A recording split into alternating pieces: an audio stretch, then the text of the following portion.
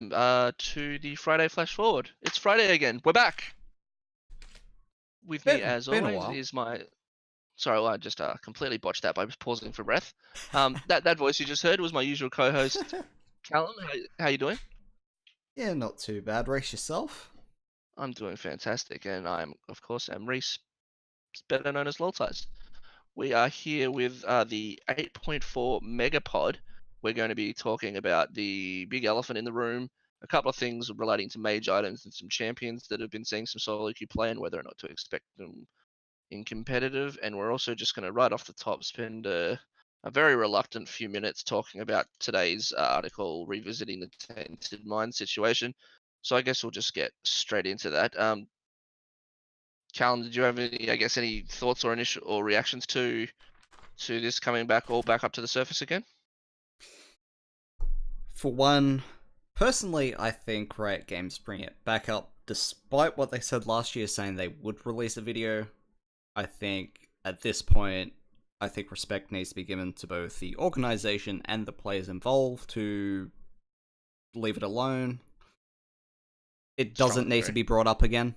I think everything that was said in the article was basically said by Riot at some point or another. I don't think there's any point that really stood out, in particularly as opposed to what they've said previously in the past. So for me, I just don't think they should have said it. End of the day, I think the contracts needed to be more explicit. That's practically all I have to say on the issue. Yeah, I don't really have a lot. I mean, as I said, it's reluctantly talking about it. It is the news of the region, so we're going to cover it and hopefully give it no more than 4 minutes of airtime. But I think a couple of points I wanted to make on it. I think that the piece, either whether it was on purpose or accidentally, has buried fast fee and buried one specific person who I am, based on my own knowledge of the incident. I don't have intimate knowledge of it. It's only what I've gathered from and gleaned from the sources that are more or less public anyway. But there's one person who has also been thrown under the bus, and I think that that's quite dangerous, particularly because, again, if my understanding is correct, that person is still in esports, still trying to make a career out of it, and it's if the information is linked to this person, it's very dangerous for them based on the way the winds are blowing, and I would have rather seen that not happen. But anyway, moving on from that, I also think ultimately, overall, really, I just think Rosie's tweet on the matter. Initially, when I first saw him tweeting, I was like, the article says that you didn't say anything to them. Why are you talking now? But I think he makes a very, very strong point. And then just as you sort of said yourself, Callum, the what happened in the 2017 Tainted Mind situation was not good for anyone involved. And I don't think anyone is pretending it is, but I don't think it has any bearing or relevance or even arguably importance as anything other than a lesson for everyone. And when I say everyone, I mean everyone separate to the situation now. It's a lesson for everyone involved, and I think it's better just left as a lesson rather than a current event. Definitely So agree. And I think Riot put it well a little bit in their article where they say everybody needs to be treated as adults, and the only way you're going to learn how to be an adult is through stuff like this happening. A lot of these people, obviously, they might not have dealt with contracts, or they're just learning how to live out of house. There's like so many things you got to take into account. And while I don't necessarily agree with how Riot dealt with it overall, I think the way Riot did deal with it in the end was probably the only way they could have dealt with it. personally, I don't think I'd go that far. I definitely think there's still some things that are left to account and could be done. Even this doesn't completely dissolve them in my eyes, but you definitely make a couple of strong points there. And I think that while it would have been nicer for all involved if we didn't have to go through this lesson, um, if it means that it never happens again, um, then I guess I'll take that as a consolation prize. But moving past that now, we're going to get into the 8.4 side of things, which we expect to be the pretty much the rest of events. It was quite a massive patch, as Riot admits themselves. It's probably the longest one I can remember that's not a mid-season or end-of-season update. It's a really bizarre one, eh?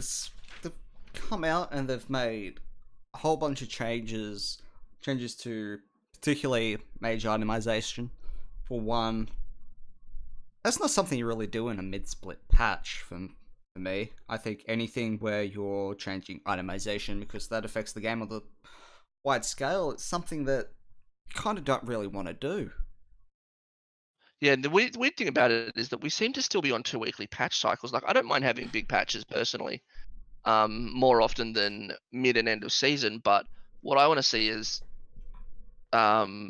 probably less patches, so to speak, like maybe more of a monthly or even more if they can find a way to do it patch cycles. But if this is just going to be a patch this big in a normal fortnightly patch cycle, I don't know if it is or isn't a fortnightly patch for 8.4, but if it's going to be still be fortnightly patches, I don't see the point of making changes this big, especially when they seem to disregard the PBE as a testing environment as much as they have. There's no way that some of these things didn't get spotted on, or didn't happen on the PB, and it's just still been allowed to be pushed to live. But some of that's a discussion for another day. Some of it is what we're going to go into now, particularly insofar as it affects the competitive scene.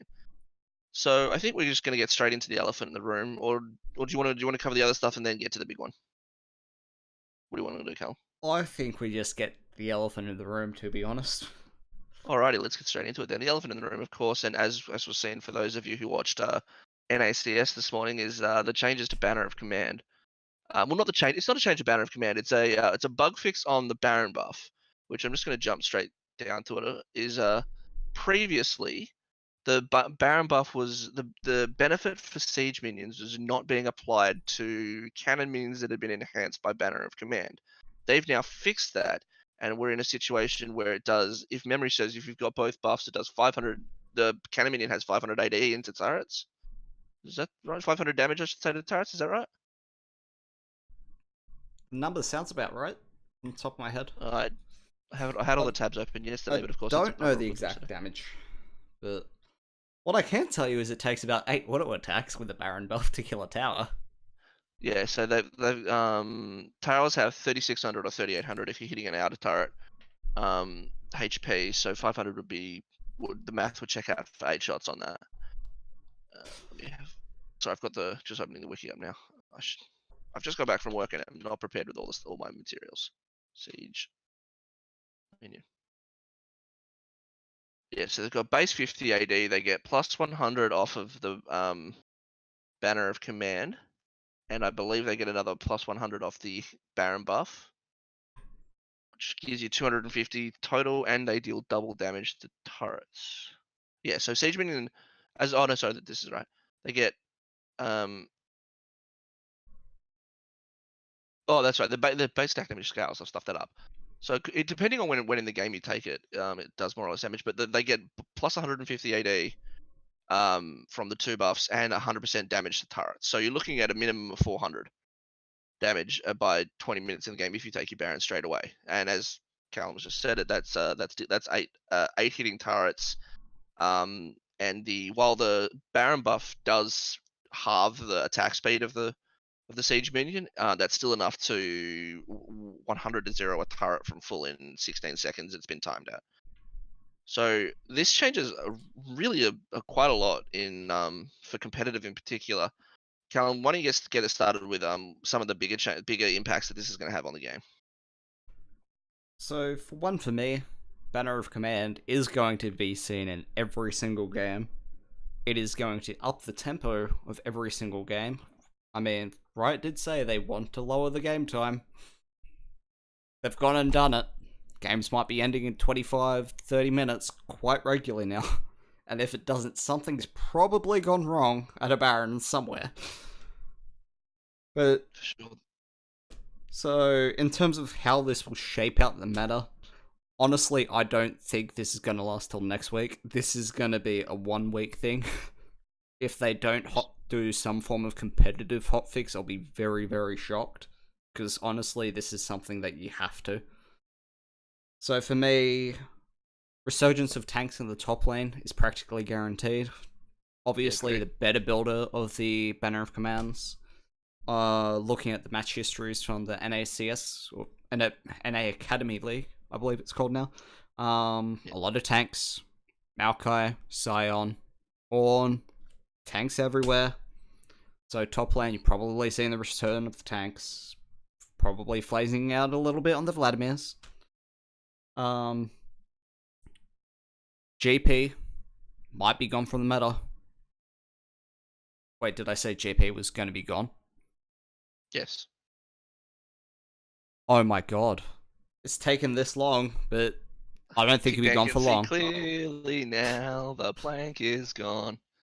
Do you think it's definitely going to go, or just maybe see a bit of decrease in priority? You might be able to see it now as a late draft adaptation if you can get a matchup that you're happy with there, maybe rather than so much a huge priority pick. For me, the problem with Gangplank is that now, due to the banner, is that while he may be getting the more favourable matchups in the top lane, he won't be able to get given that time to scale to be truly relevant as a Gangplank. Because I'm expecting to see more of a Death Ball style of team composition. Obviously, protecting the banner creep. That banner creep is your win condition. So... Sounds so weird to say it out loud. Yeah, it really does. But GP doesn't exactly... He doesn't come online around 20 minutes, does he? No, not without a lot of kills. Probably not seeing a lot of kills. No, and also he still needs some levels as well. Like he needs level 13 for barrel so, chains for one. So at the very least 11, preferably 13, and he needs a bunch of gold. And a bunch of gold. So I don't expect to be seeing too much of GP on this patch. But to come off that, what that means is that scaling champions are probably also going to be phased out of the meta. Does that mean we're going to see something to be a bit less Ezreal in the bottom lane? I don't think so. I think Ezreal coming online at about 17 minutes is okay. Because obviously Ezreal gets the inflated gold, so he can get that Manamune upgraded into the Manamura quite early. If Klepto didn't exist, then I'd be a little bit hesitant on the Ezreal, because obviously it was before the Klepto was about, you're looking at about 21 minutes. Once you get 21 minutes, you're kind of pushing it a little bit. So the other thing, the thing in particular that I'm expecting to see with this, arguably I think you should be, depending on the way your team plays and your specific team composition, but you can realistically expect to see a minimum of 2 and ideally 3 banners on a team. And I think if you're getting out bannered, you're probably losing, unless you're specifically countering the banner. And there are a couple of ways that have been raised to do that, which we'll get into later on. But the point I'm getting to here is that it favors team fighting, also the Death Ball style comp that you talked about, and so it means you want to be well, either you want to know that if you pass by it for 20 minutes, because at that point the Baron is live, and if you've got with the Baron live and if you've got 1 or more banners in your inventory, then cracking the base is a real big deal. So that's the kind of thing that coaches and teams should be planning around, is that if you don't have a team comp that does that, you need to have a plan to handle it, because you're going to see it. Exactly, and honestly, I don't think we have that answer quite yet. Yeah, so the other thing I was going to get to is that because this is going to favor team fighting, this is also going to, some teams are going to get patched in to an extent. Some teams that like to fight. So these are teams like, the stereotypical one is Sin. Sin love to fight. Avant-Garde. Order of Avant. Avant seem to be capable of fighting, but I think they like to 4-1 a bit as well, and which I don't think. I don't think 4-1 is going to be feasible unless you're getting your banner out of your jungler. Like you'd have to go jungler, support, banner, and maybe even, I don't know, pick Galio and put it mid lane or some bloody thing. But put a little addendum there. Early split Avant. Oh, okay. Yeah, that was. Anyway, so as I said, Sin Order was the other one I thought that liked to fight, and Chiefs can do it, although they seem to like to fight later than what we're talking about here. So some teams are going to get patched in, some playstyles are definitely getting patched in, and it also kind of, in a weird way, it it does your macro for you. It can. Like if you're a team like Avant that is very that has been the way that they've been successful of late anyway is Pabu being successful and being able to 4-1 well with Frey's performance becoming better of recent weeks. Is that if you can get your 2 banners, then you can set a banner going in the side lane, and then pressure the other side of the map. Even teams with the worst macro in the league can know how to pressure one side of the map, or even if it's just A-ramming one side of like A-ramming top and putting the minion in the bot lane. And like I was saying, it does your macro for you. So that's going to be one thing that the teams are going to have to be aware of, where they're expecting easy wins, is that if you're having trouble putting these teams away early and they get banners online, then you're going to be... I just got distracted. You're going to be in a situation where you're reacting to a team doing something on one side of the map, and even though there's no one even close to the other side, it's getting pushed in, which can affect how you play around objectives like Baron, which can then unlock the Baron for teams, again, that otherwise wouldn't have the macro to set it up properly. So I've gone on a bit of a long-winded point there, but do you think that this is going to be something that maybe the lower place teams on the ladder can exploit to get maps or even wins off other teams, or is it not quite that strong? Sin?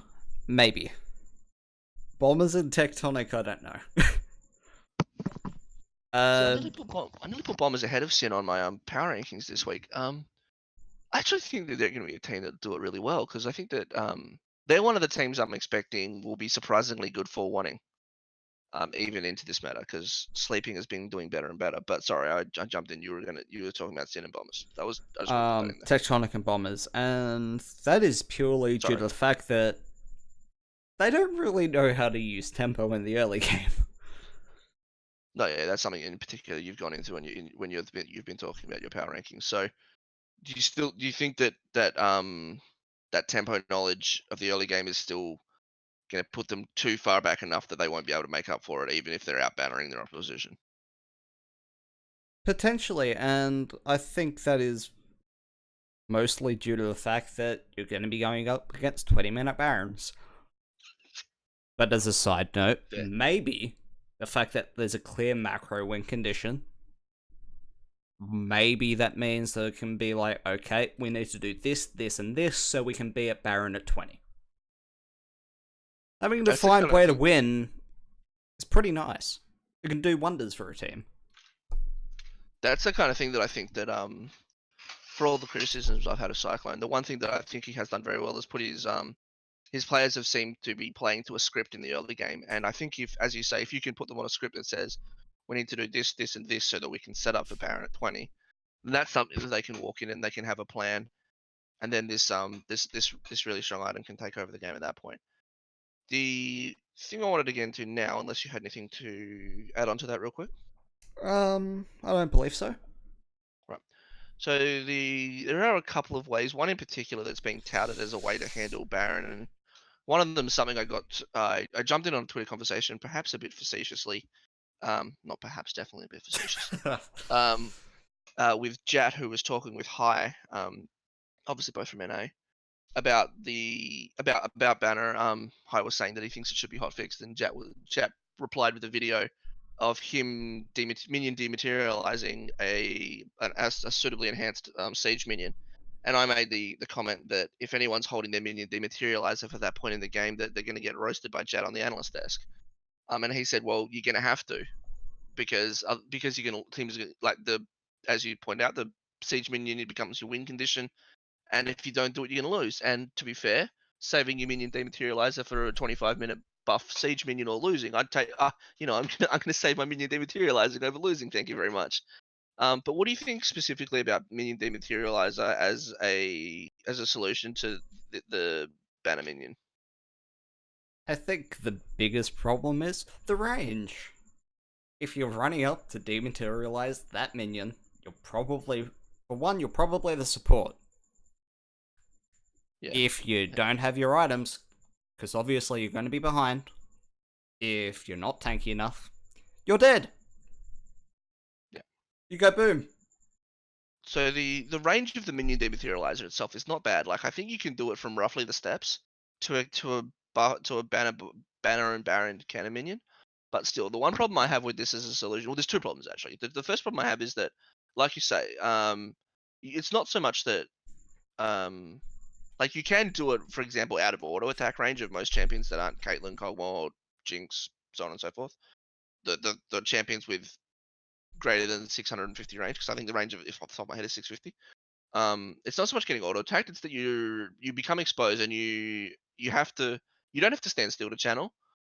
You can walk, you can start to leave the area, but it does dangle you out like bait. And if we're gonna start, if these minions are gonna be in the hands of teams with of deathball comps, they're gonna have ways to engage the fight. So if you do end up going down a Baron to a team that's got their banner minion as well, and you're up against that, you're just going to be fishing for the person with minion dematerializer still to just hard engage on them the moment they poke their face out, even if they're not actually at that time going to dematerialize the minion. They become the priority, and then you can just push that lane to victory. So the ease of which the kind of comp you're going to be picking this strategy with is the kind of comp that does really well into a champion that wants to dematerialize your buffed minion. That's my first issue with it. Do you have any comment on that? Yeah, just to extend from that, that also kind of changes the dynamic of which champions you kind of want to take the dematerializer on. Exactly. So maybe you take it on the Galio, which obviously we're seeing a little bit, but that's going to be more prevalent. You're practically going to have to take it on Galio. Maybe you see a little bit of a resurgence of Morgana due to the fact that you can't engage on a Black Shield. So Yeah, there's interesting dynamics of what this item does in the entire scheme of the game. It changes what champs can be played. Sorry. Yeah. The I don't know if you've seen it. That's actually what Jat was playing when he I don't know if it was Jat personally. The video that he took, the champion that dematerialized the minion is actually Morgana. Just to reinforce your point there, that Morgana is the champion that's is a champion that can do it very well. Hey, maybe a few hints there from Jat, I don't know, but Morgana seems like a pretty okay thing now. T-Gun's left a league at the wrong time. Come back, T-Gun. Oh, we have Destiny, it's okay. Oh, I'm just saying there's a place for him now. We can have both. Bring back all the Morgana mains. Trying to think of all the Morgana mains. Yeah, I think I'm struggling. Like, I guess I'm 100% win rate on Morgana this split, but this season, so I'm many divisions short of being OP already. But sign me up. You're dead right though. Getting back to your actual point in that I mean, no team wants to plan around giving up Baron, but if you're not playing Death Ball, you need to know how to deal with it, and you need to know how to deal with Death Ball protecting a banner minion. And so that will change the supports that you consider feasible. Like, maybe we don't see the occasional Nami now. I mean, to be fair, that's pretty much been mostly Jake, or if not entirely Jake. And we know that he can play more than just Nami. But maybe we can't see that anymore because it can't safely get out into dematerialize range without risk of being engaged on. The other issue I have with the minion dematerializer solution is that, and this is mostly for supports, but it is also relevant to all roles, is that it saving minion dematerializer for after 20 minutes is really slow and efficient.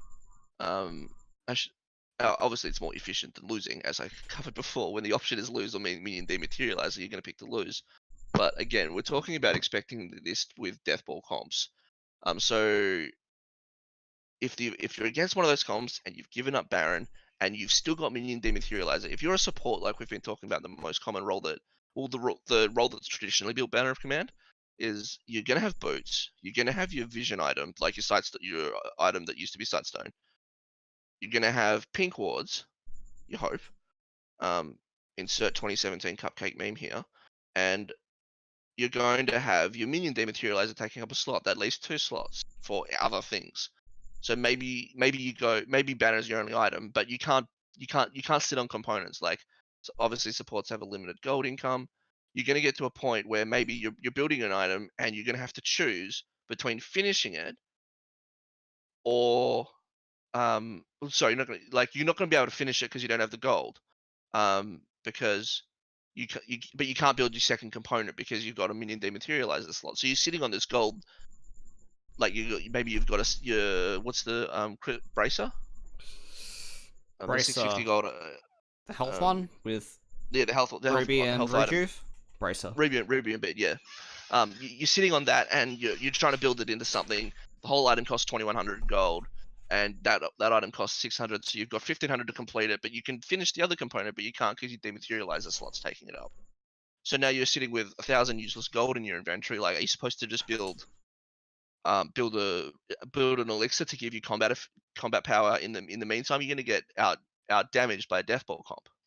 That's the point I'm trying laboriously to get to, is that gold is going to be sitting unspendable in your inventory because you can't spend the inventory slot on it because your minion dematerializes there, and therefore you're missing out on combat power. So it's the point to delay that item even further by buying elixirs to make up for the combat power you're forfeiting. That's, again, I've spent a lot of words to try and get that point across, but that's one of the big issues that I see with this, with trying to defend against Banner of Command, particularly from the support position. Yeah, it's just really awkward because you also got to consider how many minion dematerializer stacks do I want to keep for the potential Baron banner. How many do I keep? How many can I use in lane to push the lane? So you're obviously thinking of that, and then you're thinking of, okay, so how many of these will I need for the entire game? Do I need one? Do I need 2? Do I need 6? Well, you'd hope not 6, because that means the game's gone 56 minutes at a bare minimum. But you get what I'm saying. It's just really awkward because it's just like everything is being dictated by the one item, and I do not like that. The longer the game goes as well, the more you need. I mean, that's self-evident. But what I mean by that is that the more like, after 35 minutes, if memory serves, siege minions spawn every wave. They so if you're getting to a point every 30 seconds as opposed to every minute and a half, which is quite a big difference, especially when you consider Baron's duration of 210, I believe. Off the top of my head. Waves spawn every 30 seconds, right? Yeah. Yeah, so it's once after 35 minutes, it's once a wave instead of, it starts every 3 waves. At some point, it goes to every 2, and then after 35 minutes, it's every 1 wave. So that means if you dematerialize the cannon minion after 35 minutes and they've got a banner in reserve, the next wave has it as well. So now you need another one. So like, your first instinct is you hope you only need 2, because after the first Baron, or if you give up a Baron straight away, you should theoretically only get 2 siege minions if you time it perfectly. You should so get you 2. Hope you only need 2. Unless you're transitioning waves that you've got a potential for 6, but honestly, yeah, of course, teams don't do that too well. Yeah, you can certainly rock and roll it. So now we're looking at a point where for every banner that you have, you need to keep like 2 dematerializers on your team for every banner they have, is what I'm trying to say. So it's not like this item is not so disgustingly gross like Zoe was to play against on release, or the patch after release, I forget which one it was. That you can't do anything into it, but it just makes so many decisions easier and accounts for so many. It's almost a bit like, I used to be a Magic the Gathering competitive player, and there was a card in that called Upbound Ravager. And anyone who played Magic at the time that Upbound Ravager was released knows what an absolute terror that card and that archetype was on the format at the time. And a pro player, Ostap Lebedovich, once famously said that Upbound Ravager is the fairy godmother that sits on your shoulder and says, "I don't care how bad you are at Magic, I still love you." And that's kind of a bit like what Banner feels like, is it? And it's actually, I've thiefed that quote, and that's what I say about Soraka. Soraka is a fairy godmother that sits on your ADC shoulder and says, "I don't care how bad you are at League, I still love you." And that's what Banner is. It says, I don't care how bad you are at Macro, I still love you."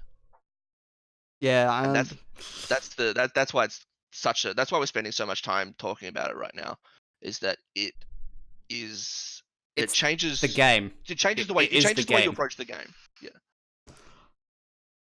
just as a closing point, there's 2 more things I'd like to say.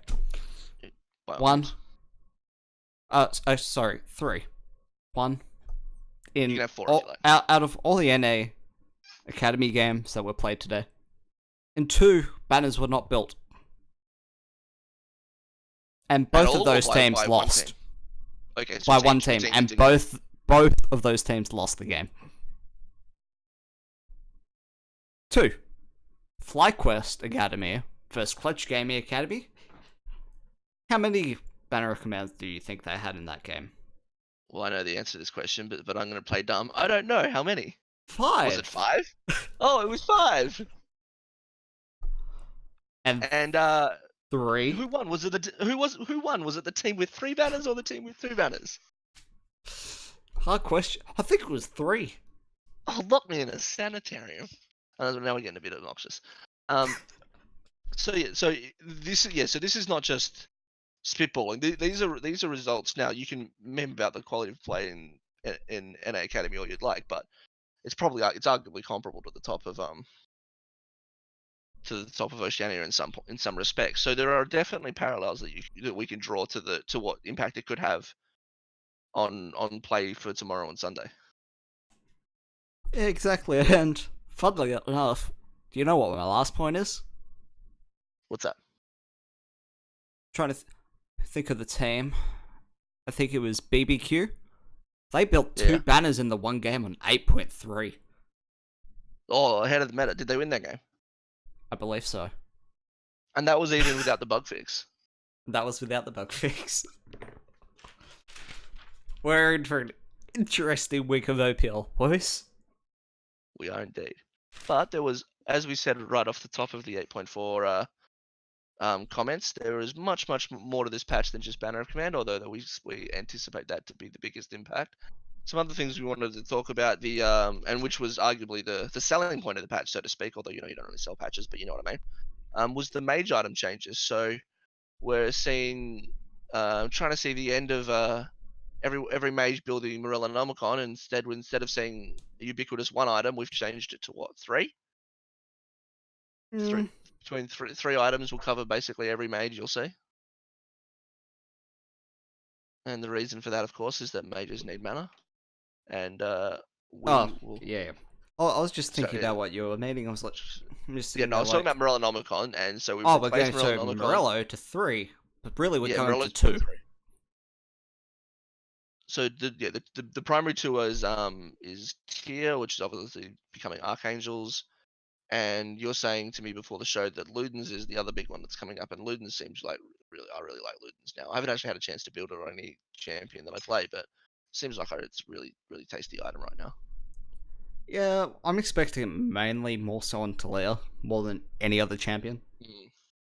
Because I think she's the only real champion that's been inside the meta that's going to be like, okay, what mana item do I want first? Do I want Archangels? Probably not. My wave clear is a little bit lackluster. You know what gives me the wave clear? Luden's Echo. So Luden's Echo is going to help Talia, it's going to help with her getting that wave in, it's going to help her leave lane much sooner. Great item. But the big one for this patch was the Archangels change. Giving mana and CDR onto that item. Oh, little bit deadly. This didn't give CDR before, did it? No, it didn't. Now it gives you 20%. 20%. Jeez. Nasty.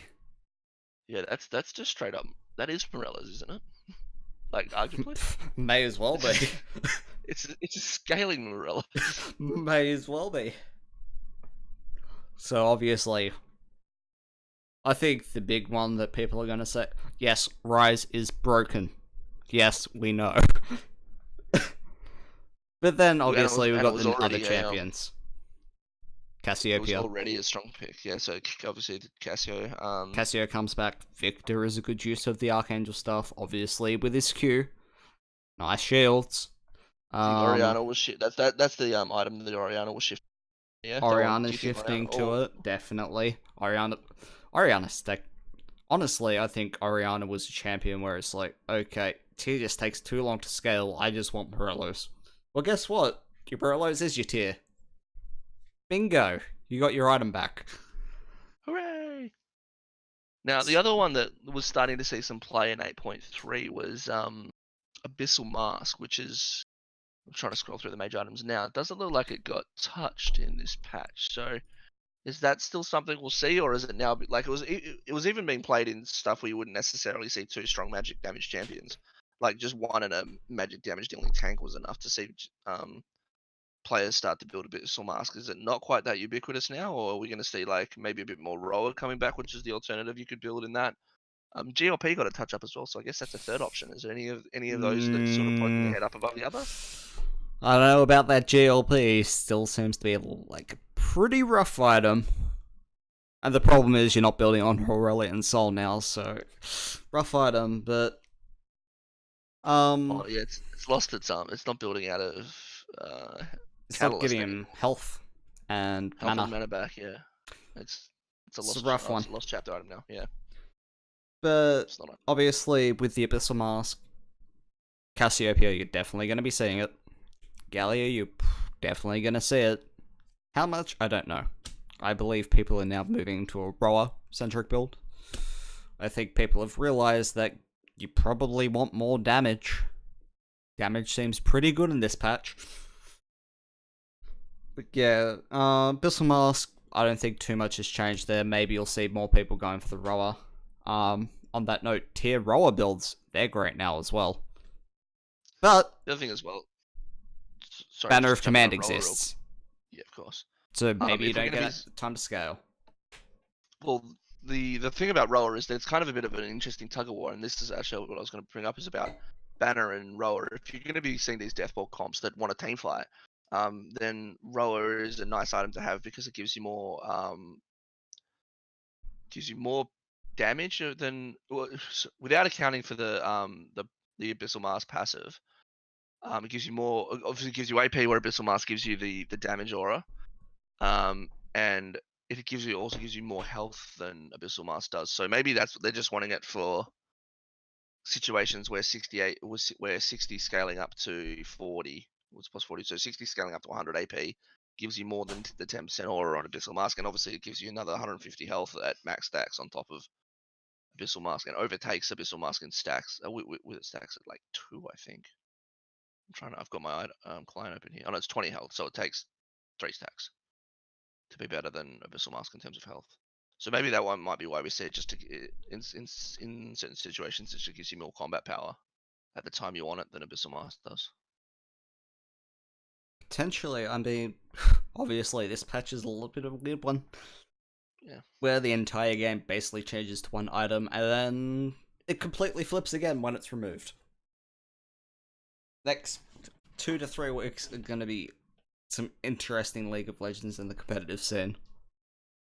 Hopefully it's a good chance to see some innovative stuff and to create some pretty exciting gameplay around whether it's around just around Banner in general or with or without Banner of Command. It'll be exciting to see how that all interacts. The last thing we wanted to talk about though is about the patch is some new champions that we're starting to see in solo queue as a result of it, and how they'll make the transition to competitive. First one I want to touch on because it's pretty quick is that top laners have been commenting on the rise, and obviously it's got some nice improvements. Is Darius. I don't expect to see this, which is why I wanted to start it off real quick. There was a time where it was obviously real strong and competitive, and saw a couple of pentakills at Worlds at that point. One on and at the time some unlikely players in Soaz and Balls, if memory serves correctly. Definitely Balls. I think Soaz was the other. We're not expecting Darius is not back at that point, is he? Darius is a little bit of an interesting one. This is purely going on the Death Ball mode. Banner of Command is a unique item in the sense that it forces the enemy team to run into you. That great champion at having champions run into you is Darius. Good point. And as soon as you say Death Ball, you think, well, what's one champion that is can be a one man Death Ball or pushing down the top lane if he gets ahead? That's Darius. So maybe I was a bit hasty to call on the demise of Darius, but I don't honestly expect to see it too much unless someone gifts over a favourable lane matchup to it. Honestly, I don't really expect to see it. It's just something that might pop up. And honestly, this patch, you kind of don't really know what's going to pop up. So, You watch, I'm gonna look like a could complete pop idiot up. when someone like Praetor busted out game one of their match this weekend. Possibly. The And you know, if the other there's one one, pick I think Darius does really well into, what's that? well, he's going to be our second champion that we're going to be speaking about, Volibear. Yeah, the volleyball was as I was just about to transition into that one. You've read my mind. Either that or we prepped this before the show. One of the two. The volleybear's been seeing a lot of play. I've been seeing it in quite a few streams actually, and there's been a bit of chatter about it in some competitive circles. I wasn't quite sure if they were talking about it for competitive or not, but what are we thinking of the speaking from personal experience? But what do we think of the bronze solo queue terror that is Volibear? I think the new E mechanic is busted. I think that it shouldn't really exist on the champion. I think it's just dumb. It's just like, okay, I'm Volibear. Oh, there's a Zac going at my team. I better press my... Oh, it's instant? I'll press E. Zac isn't in my team. We won the game. It really, really is a... Honestly, it makes a horrible kit into an okay kit. And for Volibear, that was really bloody hard to do. But they did it. The buff on his movement speed as well is pretty fierce. The movement speed he gets from his Q has gone to 25% at max rank. That's up 10%. 10%. Decent. 25%. And it's 10% higher towards champions as well, 60% moving towards champions. Oh, okay. Yeah, that's really relevant. I actually kind of glossed over the Q, to be honest. I was just like, oh, this isn't enough to make him good again. I saw the E though, my eyes lit up. I love me some Volibear. No mechanic champion, sign me up. I'm not historically a Volibear player. So it says here that the changes are that it now knocks back enemies, and okay. So is that so? It didn't used to knock back anyone. Is that no right? knockback. Just the slow and a fear on jungle camps, I believe. The damage to dashing or airborne champions. Was that always? No, that says that's new. So it never used to deal damage at all, did it? Never used to. It dealt damage, but this is a bonus. Yeah, I believe. Yeah, it's a bonus, so it's basically dealing 40 extra bursts on your level 3 all in. Wow. That's pretty relevant. 40 damage is a lot. Yeah, for sure. And especially, I mean, the one thing I guess you can say is that it's scaling off AP, right? Yeah, it's scaling off AP, which obviously you don't really want to be building on Volibear. So he's gonna be relying pretty much entirely on its flat values. Oh, I see. So yeah, it does base 60. Geez, that's nearly double damage level 1. Good grief. Hey, maybe somebody builds a cheeky Wit's End somewhere so it deals even more damage. Never know. God, I mean, I guess if we're already at the point where we're seeing Volibear in competitive play, it's not outrageous that they'll go the whole hog and build Wit's End on it. But I would probably really hope they don't. much more to see it as, yeah, same. I would much more expect to see it as a tank, and it actually strikes me as a good banner user, because if nothing else, it obviously it has its items now that he knocks back, and he's got the fear on the other ability that he peels his banner minion real well. And I can't believe I just said that sentence. What sentence? But no, I'm not gonna say it again. Don't you do this to me? Don't you do this to me? And the other thing as well is that he's it's probably pretty inefficient use of his Q. But if you're getting out rotated to your banner minion, you can just Q to it and run real fast. But, who knows? Yeah. So ultimately, what's your verdict on Volibear? So gonna see it? Not gonna see it? Might see it? Volibear in the OPL, I definitely think we see it. How many games though? I don't know. Might be the one-off. I'm kind of Who are we gonna hoping see it's it on? one off. If there's going to be a player who's going to pick it, who are we going to see it on? I honestly don't know. I'm just trying to think of who's I played it the most. So I'm gonna say have 2 picks. Tally. Oh, okay? You're going to see it on the top lane. Okay. Oh So no, it's I definitely actually top lane. I don't think he can't pick works it in in the the jungle. jungle. Okay. I think Okay. without being able to go over walls, Yeah, he's fair. just unplayable. Yep. In that case, then I'm gonna. I'll keep in the same team, but I'll change the lane.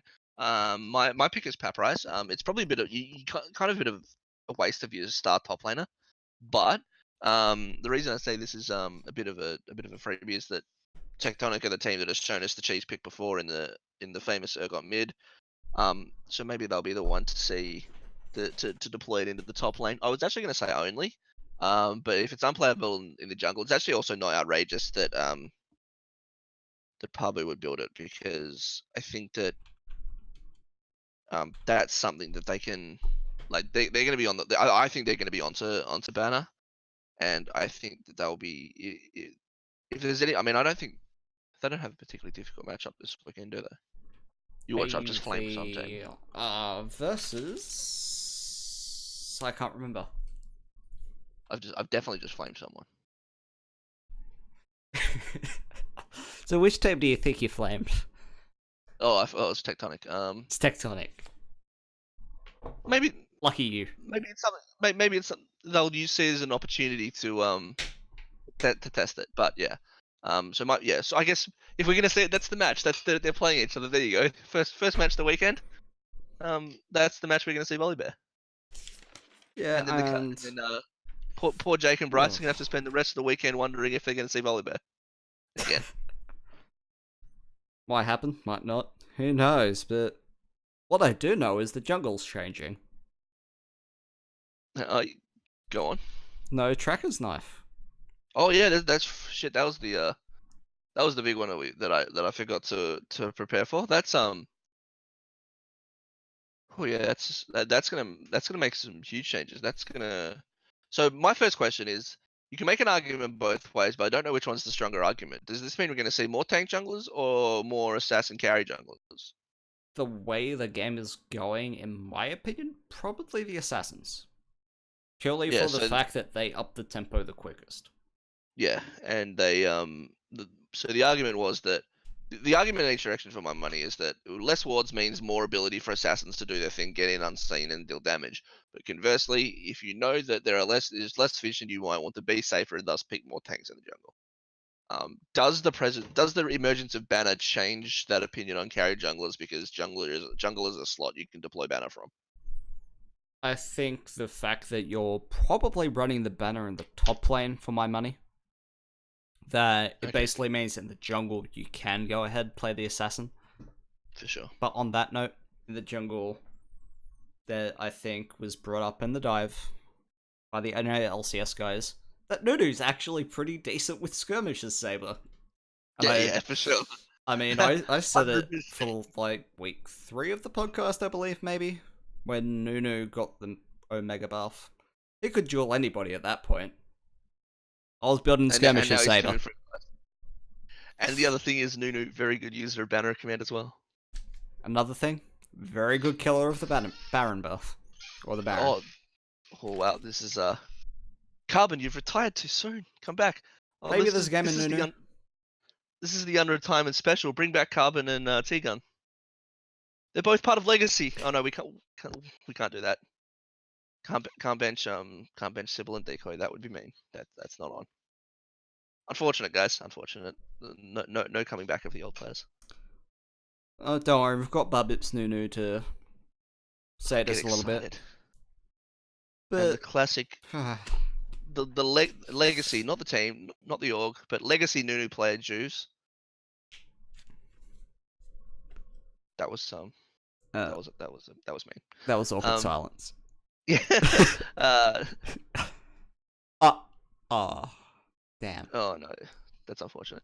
But I think that's probably a pretty good sign that we've that direct pretty good sign that we've probably about run out of time for this week of the Friday Flash Forward. Have you got anything to close on, Cal?